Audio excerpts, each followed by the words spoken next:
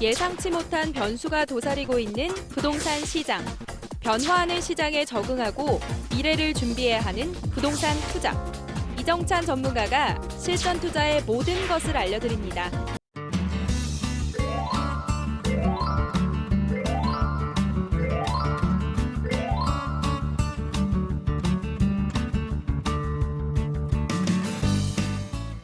자, 우리가 작년 4분기에 보면은요, 주택임대사업자 등록들을 많이 했습니다.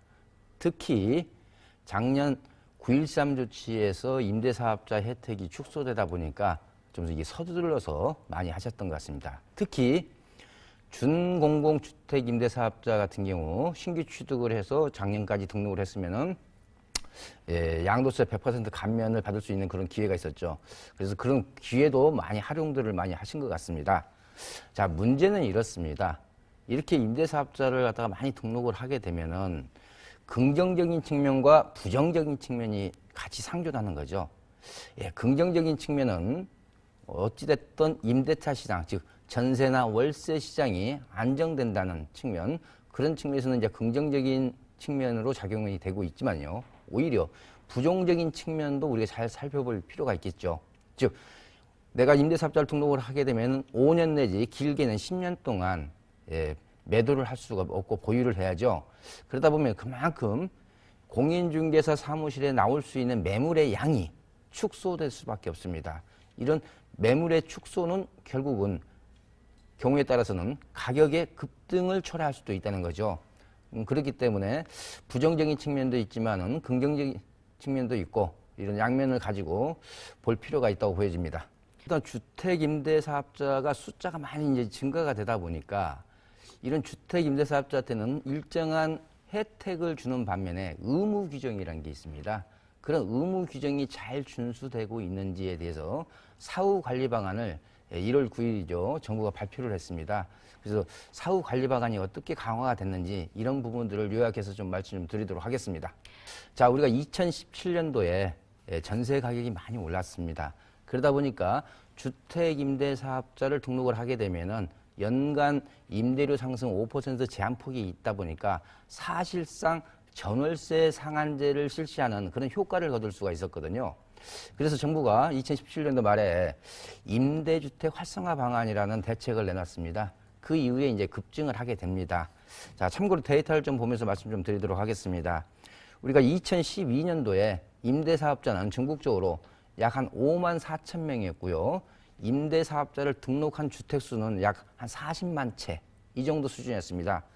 그게 2017년 거치면서 굉장히 많이 늘었죠. 그러면서 이제 작년 말 기준으로 임대사업자 숫자는 무려 40만 7천 명. 자, 과거에 한 6년 사이에, 한 5년, 만 5년 사이에 한 8배가 많이 올랐고, 증가가 됐고요. 그 다음에 주택으로 등록된 주택 수만 봐도 40만 채에서 136만 2천 채로 올랐기 때문에 굉장히 많이 올랐습니다. 자, 그런데 특히 작년 9.13 조치에서 혜택이 좀 축소된다고 하니까 또 서둘러서 많이 하다 보니까 작년 4분기에 또 대폭 증가가 됐습니다. 한 8만 9천호를 등록을 했습니다. 그런데 이런 전국적으로 주택 임대사업자를 등록된 주택의 분포를 보면은 서울 및 수도권에 약 한 70%가 집중이 돼 있습니다. 자, 오늘 헤드라인 뉴스도 나왔습니다만 지방 아파트 시장은 좀 약간 지금 불황입니다.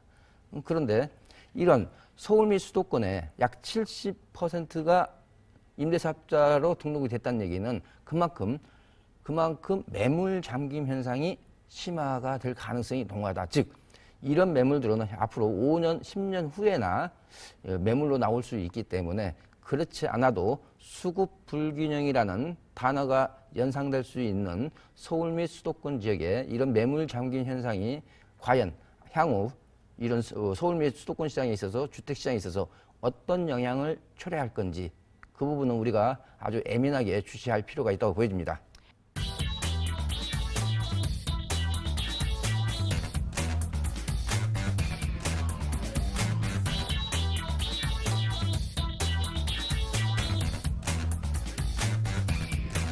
일단은 뭐랄까요, 작년 9.13 조치가 이제 대표적인데요. 한 4가지 정도 제가 요약해서 말씀 좀 드리겠습니다. 축소된 내용이 이렇습니다.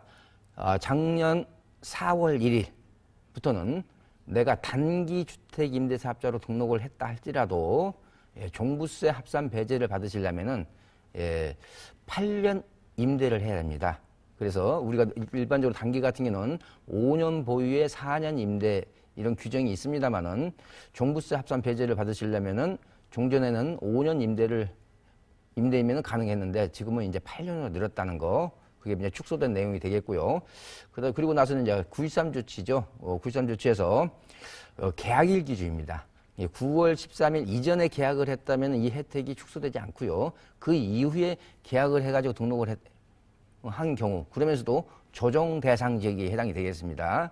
그랬을 경우에는 신규 취득을 해서 이게 했을 때도 양도세가 중과가 됩니다. 물론 장기 보유 특별공제는 받고 나머지에 대해서 이제 주택 수별로 이제 양도세가 중과가 되는 거고요.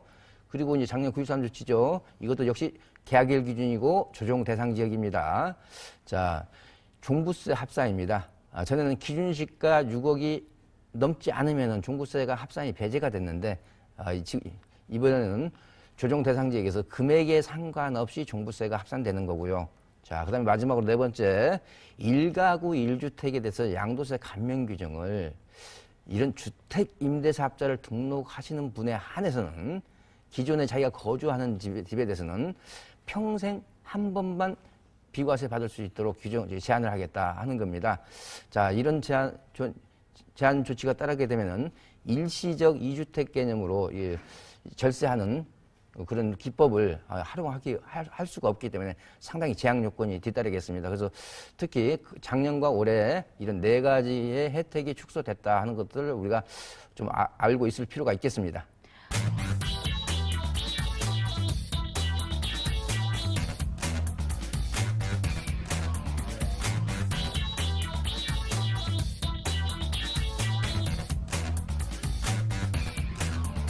그러니까 주택임대사업자는 혜택을 주기 때문에 의무 규정이라는 게 있습니다. 그 의무 규정을 준수하지 않았을 때 과태료 처분이 있습니다. 그 과태료 처분 내용이 좀 조정이 됐습니다. 좀 몇 가지 살펴보면요. 임대를 놔야 되는데 실제 주인이 거주하는 경우 아니면은 고의적으로 임대를 놓지 않는 경우 이런 경우라든지 그다음에 임대사업자한테 양도를 하는데 신고를 하지 않고 양도하는 경우 또 임대 의무 기간이 끝났어요. 끝났지만은 양도를 할 때는 또 반드시 신고를 해야 됩니다. 그다음에 의무 임대 기간에 양도를 할 때는 허가를 받아야 됩니다. 자, 그랬을 때 이거는 이제 임대사업자가 아닌 제3자한테 양도하는 케이스가 되겠죠. 이럴 때 그냥 획일적으로 과태료 1,000만 원 있습니다. 물론 호수별입니다. 이걸 갖다가 좀 세분화시켰습니다. 즉 본인이 거주하지 않거나 고의로 미임대하는 경우 의무 임대 기간에 이런 경우는 과태료 5,000만 원 이하. 그다음에 의무 임대 기간 내에 허가 없이 양도하는 경우 제3자에게 이런 경우가 이제 과태료 5,000만 원 이하가 되어 있고요. 그렇지만 그 반면에 좀 경미하다고 생각되는 부분, 즉 미신고 후 양도라든지 2번 사항이죠. 자, 그다음에 이렇게 미신고 의무 기간이 끝나고 나서 미신고 후 양도 이런 경우는 과태료 5,000만 원 이하가 아니고요. 여기 자료가 이거 화면이 좀 잘못됐습니다. 100만 원 이하가 되겠습니다. 자, 그리고 임대료 준수 규정이 있죠. 연간 5% 상승, 5%로 이게 제한을 달아줘. 이럴 때는 한 번 위반했을 때가 500만 원, 두 번째가 700만 원, 세 번째가 1,000만 원. 그런데 이걸 갖다가 최고 1,000만 원, 2,000만 원, 3,000만 원 해서 3,000만 원까지 상향을 시켰고요.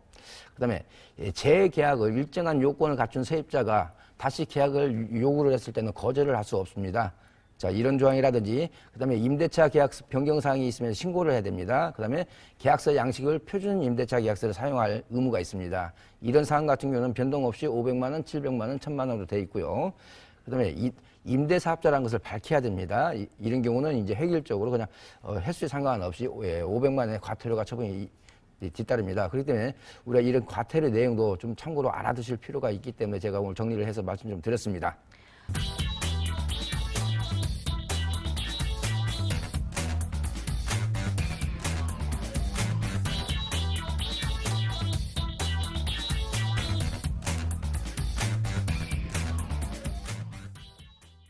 이거는 이제 확정된 건 아닙니다만은 아마 거의 뭐 확정이라고 생각하셔도 좀 뭐 좋을 것 같습니다. 자, 일단 금년 상반기 중에 이제 실시 예정인데요. 자, 취득세 감면을 받습니다. 우리가 최초 분양에 대해서는 이제 면적별로 전용 면적 60제곱미터 같으면은 뭐 100% 감면해서 취득세 감면을 받는데, 그리고 나서 이제 등록이 말소된 경우, 현재는 과태료 처분입니다만은 이거는 이제 사후 추징을 하겠다는 거고요. 두 번째는 집주인이 임대사업자인지 아닌지를 알 수 있는 방법이 사실은 현재는 렌트홈이라는 홈페이지에 가서 이 정보 검색을 하시면 가능합니다. 그런데 이걸 잘 알고 계시는 세입자들이 많지 않습니다. 그래서 아예 등기부, 우리가 등기상 등기부에 부기 등기를 해서 이 주택은 주택임대사업자를 등록한 주택이다 아니다를 세입자가, 임차인이 알아볼 수 있도록 하는 제도입니다. 그런데 이 제도는 바로 즉각 실시하는 게 아니고요. 예를 들어서 기존에 이미 등록한 주택임대사업자는 앞으로 한 2년간 유예기간을 이제 두도록 일단 그렇게 법안이 현재 이제 발의가 된 상태입니다.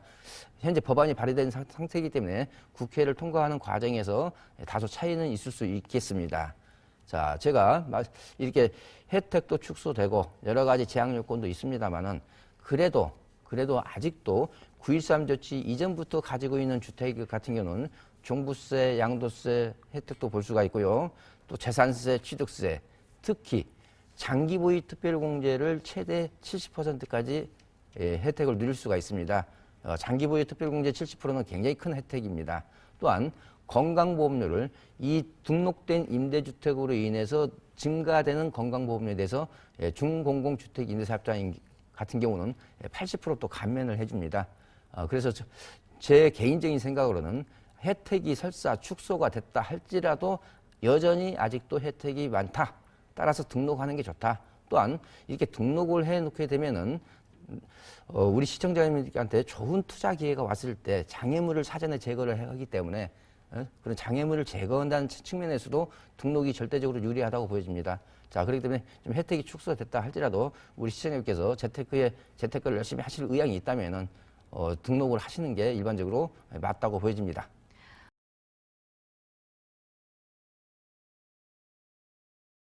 제가 진행하는 세미나는 매주 금요일 1시, 토요일 1시에 있습니다. 자, 규제가 그물망처럼 촘촘해졌습니다. 그만큼 빠져나갈 수 있는, 규제에서 좀 벗어날 수 있는 게 상당히 어려워졌습니다. 이럴 때 재테크를 어떻게 할 건가? 이렇게 규제가 촘촘해질 때는 우리가 나오는 현상이 크게 세 가지입니다. 첫 번째가 양극화입니다. 두 번째가 풍선 효과입니다.